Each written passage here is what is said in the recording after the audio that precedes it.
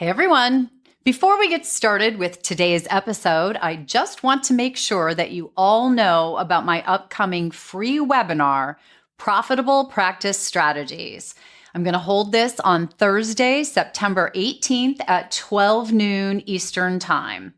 In just 1 hour, I'm going to uncover what's keeping your growth stuck, how to set smarter fees, and the strategy shifts that help real professionals work less and earn more. So sign up now. Your future practice will thank you. Head on over to the website at susaneguthrie.com to save your seat.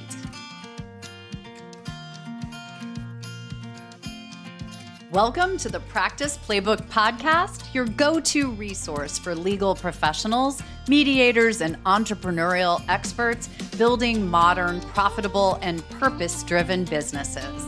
I'm your host, Susan Guthrie, attorney, mediator, and #1 best-selling author with over 35 years of experience.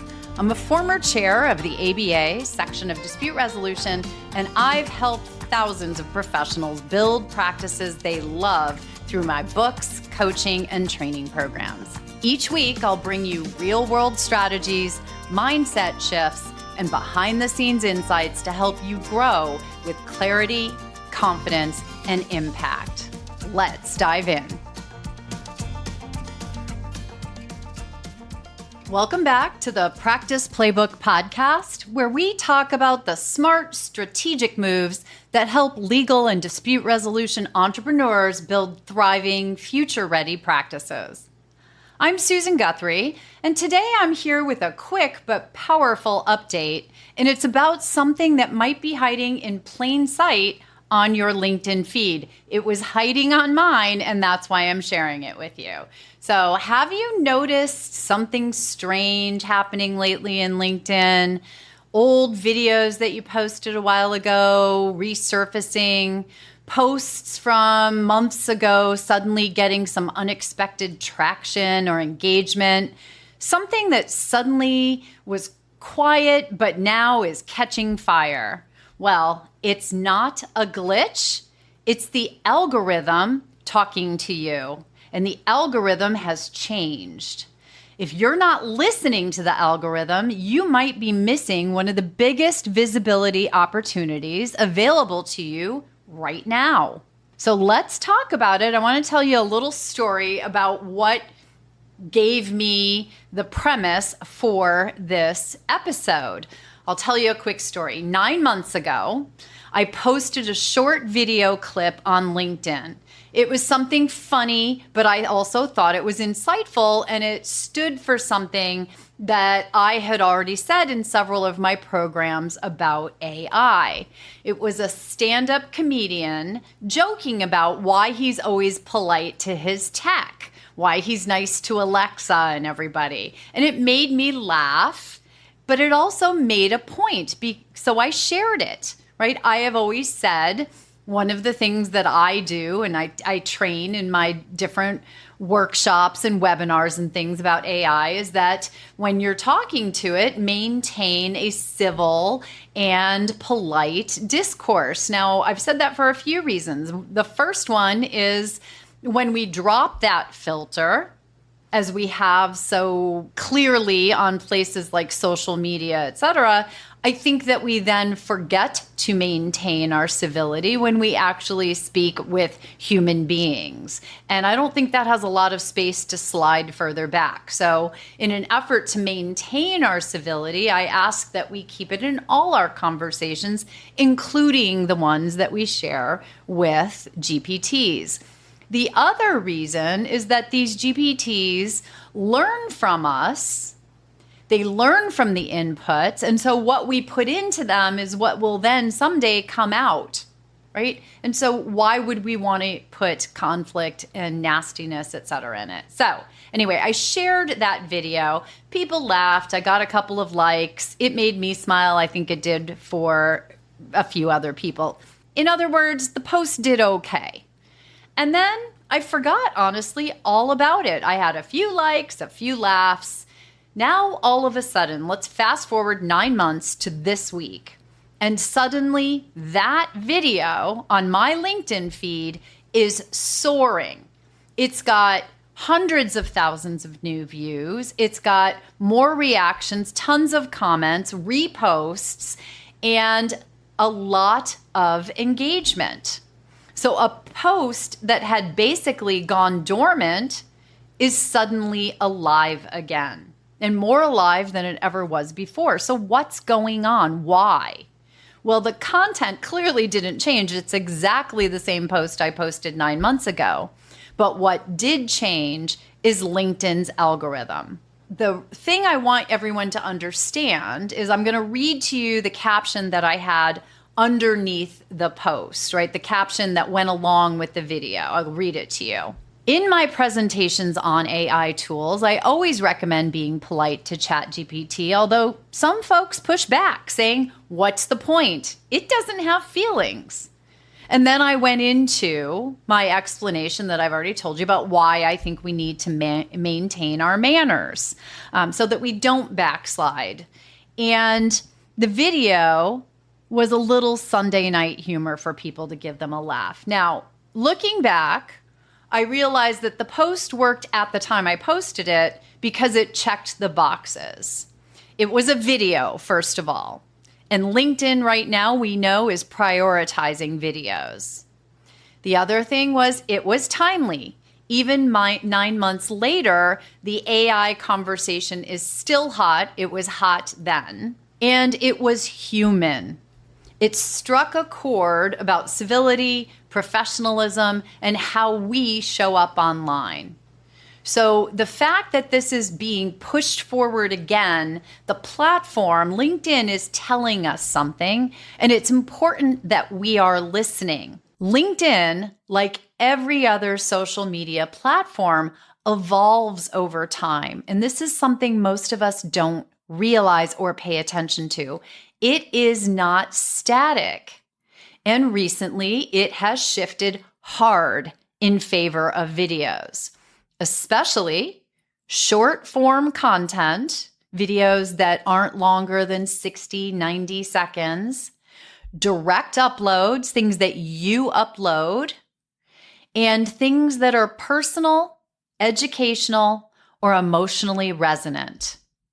This is LinkedIn's answer to TikTok, Instagram Reels, and YouTube Shorts, even if it's wrapped in a more professional veneer. Now, I do want to say that it is not TikTok content. It is not Instagram Reels content. It is not a YouTube Short content.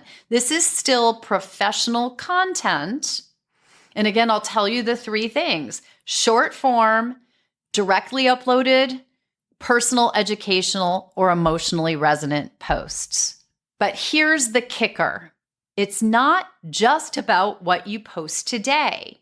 It's about what you've posted already. So this is something we forget a lot of the time. We think we post it, it goes out there, and then it falls into an archive, a void of past content that's gone. But what you need to know is as the algorithms change, it looks for content that matches its current priorities, whether it's new or old. So that means your past videos might be quietly working for you, or they could be gathering dust because they never had the right format to begin with. So one thing I would say is that format of short form content, direct uploads, personal, educational, or emotionally resonant posts, that is relevant to anything that you post. Right? So whether it's a carousel, whether it is a short video, whether it is an article, whether it is a post, a poll, any of the things you might post on LinkedIn, you're never going to go wrong if it's short, direct, and personal, educational, or emotionally resonant. Right now, though, videos are going to be what ticks the box. So from so many of you, when I work with you, when I do programs, when I do speaking engagements, one of the top questions I get is, I don't know what to post, or I'm not posting clearly the right things because no one engages with it. Well, try a video. Try a short form video that you directly upload. So, tape it on your phone, tape it on Zoom, and then upload it to LinkedIn and make the content something personal, something educational, or something emotionally resonant, or all three of the above. So get your LinkedIn feed working for you with these videos. Now, best practices, I'm going to round it all up again for you all. How do you take advantage of this? Quick checklist. Number 1, keep it short. Aim for 30 to 90 seconds. Think snackable, not cinematic. Frankly, we live in a world where we have the attention span of gnats. So believe it or not, 30 seconds is perfectly fine as long as you can get in the content that you want. Now, upload your videos directly to LinkedIn. So what they call native video always outperforms YouTube or Vimeo links. So you could upload a video to, say, your YouTube channel, take that link, post it into the caption, and it will show a link and a video link in the space where a image usually would be. But if you go and directly upload either from your phone, if you're doing this on the phone app, or you can do it from your files on the LinkedIn app, you are already ahead of the game because native video always outperforms YouTube or Vimeo links. Next one, and this is a big one, many of us forget, but use captions. Most people are scrolling while they're doing something else. They're scrolling in the line at the grocery store, while they're in a business meeting, at a conference. You'd be surprised where people are scrolling their LinkedIn. So they don't have the sound on. So if you don't put captions on your video, they don't know what you're talking about. So you want to turn on captions for your video. It will boost watch time and accessibility. The next thing for your video is grab attention immediately. Again, back to the gnat attention span, right? You want to start with a question that's going to get their attention, a bold statement, or even humor. Start with it. Don't wait 20 seconds to get to the point. In fact, if you can put a headline on the video, that's a great way to grab attention. Make the headline on the video so that when the video comes up in the scroll, they see immediately what this video is going to be about, and they're interested. They want to continue to watch. So same thing in that headline. Start with a question, a bold statement, or even something funny, but grab their attention. No matter what you do, tell them what you want them to do at the end of your video. So tell them, drop a comment if you think the same, or if you have another idea, if there's something that you do, drop a comment below. If you like this content, please follow me. I share this all the time. If you think this would be helpful to some of your colleagues, please share it. Or if you'd like to know more about what I do, send me a DM. I'm happy to speak to you. Right? So keep it short, upload directly to LinkedIn, use captions, grab attention immediately, and include a call to action. All right, but there's a bigger lesson here that I want you all to learn, because the real takeaway goes beyond doing videos. Frankly, the algorithm's going to change and video will go by the wayside and something else is going to be the hot thing.